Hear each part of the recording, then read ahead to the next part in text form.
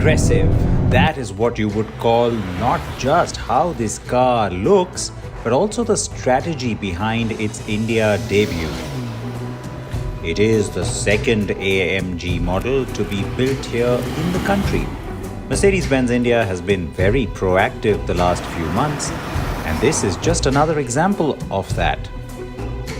The Mercedes AMG A35 builds on the 4th generation A-Class family, and like that car, is available globally in hatch and sedan avatar. In India, we get both as sedan only now. The A35 is the true entry model in the AMG lineup, and while it's not full-blown mental like most AMGs are, it is still pretty racy. An AMG has to look the part, and the A35 is certainly different enough from the regular A sedan. I'll tell you how, but before that, I want to quickly make a point. I wish Mercedes-Benz India had gone with like this all-black kind of a package. It would have looked more menacing instead of all this chrome garnish and handles, to have a black matted out kind of look. Maybe all black wheels too, though I have to say these AMG alloys, they are pretty sharp, pretty good looking. All right, so different bumpers, obviously, different diffuser, and you've got the tailpipes at the back that are different too. But in the front, the grille is a little bit different because this one has 2 fins while the regular sedan has just 1. It is the AMG grille, so it has the badge. And the overall look as it is on this car is so aggressive. On the A35, it becomes even more so. It's almost ferocious looking. Some of that has to do with the hood, because what you see is a slightly raised hood for that impression of more power. And it also kind of comes up on the ends to really give extra muscle to an already more muscular fender. That is where that sense of power really comes from visually and makes the A35 different from the regular A-Class sedan.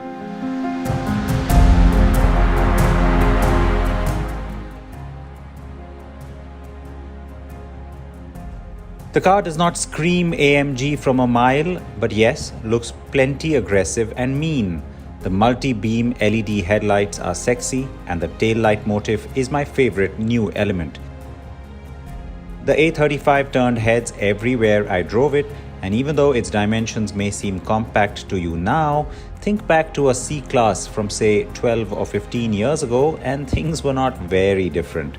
Honestly, the compact dimensions only add to its sporty character.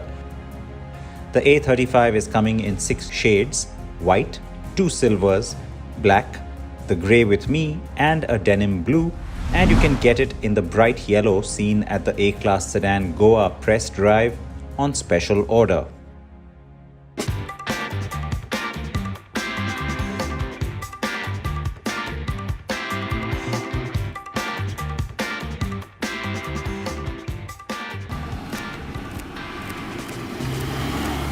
So the A35 isn't your showcase AMG product.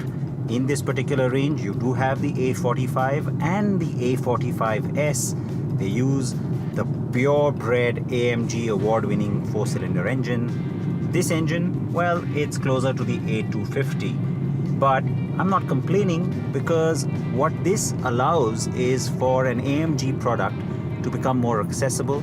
And that's why I think it's a smart strategy played out by the company in bringing this variant to India and then assembling it locally as well.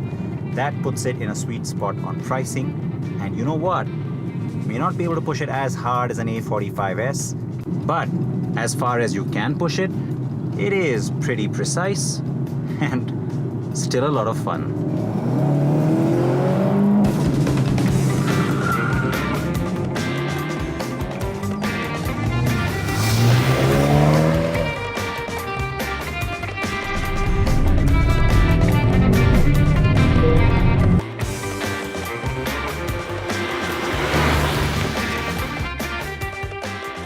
So let's get that point about pricing out of the way, shall we? I reckon that Mercedes-Benz will launch this car at about 58 lakh rupees. Expect just one variant with everything loaded into it. Yes, that is not pocket change. But suddenly, someone considering a fully loaded C-Class sees a compelling bet with an AMG sedan. Yes, that is something to think about. And scoff if you will. I know it's not for everybody, but no AMG is. Now, if you're still confused about what the A35 nomenclature is all about, well, let's put it for you in relative terms. It's like how at BMW you now have the regular sedan, then you have the M Performance version, and then you have the M car. So in this case, the A35 would be akin to an M Performance. It's the A45 that would have been the full-blown M product, in this case, the full-blown AMG. Which is why the car doesn't sound like a typical AMG, and it's not as nuts as a typical AMG. Yes, those cars are a little maniacal, they're a little bit crazy in a good way, and that's the only element you miss on this car, even though, like I said before, it is fun to drive. And the other thing you miss, the sound. It's certainly not as loud and crazy sounding as most AMGs are. So it tries. There you can see. You get a little bit of a, well, growl if you want to call it that. Luckily, at the further end of the tacho needle, you do get just a few pops in Sport Plus mode.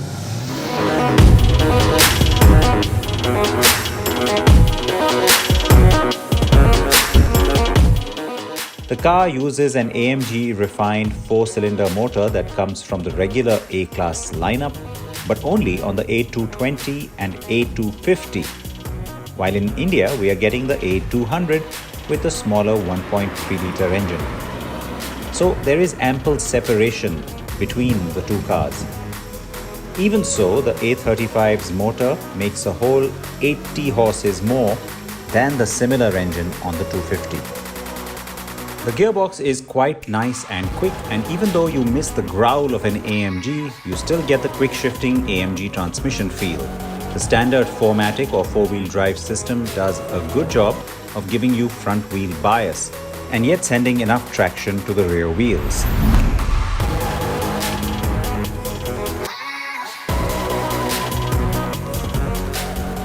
Mind-blowing, reality-altering A45S hot hatch in Germany, it was kind of inevitable I would make comparisons.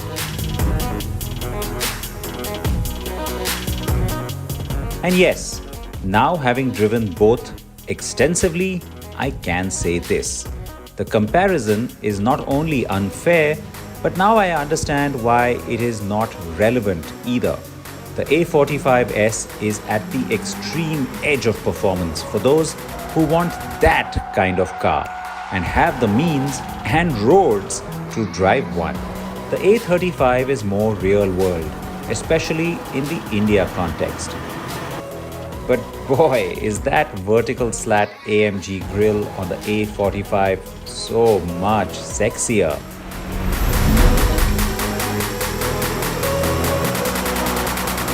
Now the steering and the suspension are not what you'd get on the A45, but they are still a big leap away from the stock A-Class sedan.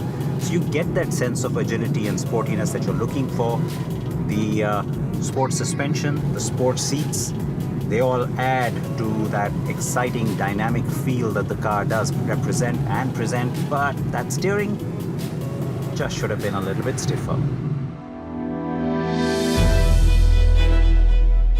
This is not a family car and yet will meet the daily driving requirements of many. That adaptive AMG suspension sure helps that cause in everyday conditions, not just in dynamic ones. It can also use regular fuel and does not need the pricey high-octane stuff, so it is a practical AMG then, dare I say.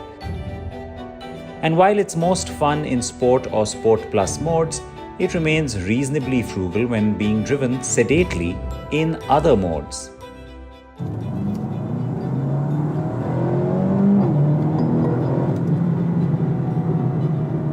The car has a very nice ride quality though, and it handles really well too. So in the Indian context, again, smart move to bring this one because it's easy to drive. It's easy to convey the sense of performance that you're trying to. Yeah, I think people will like this car.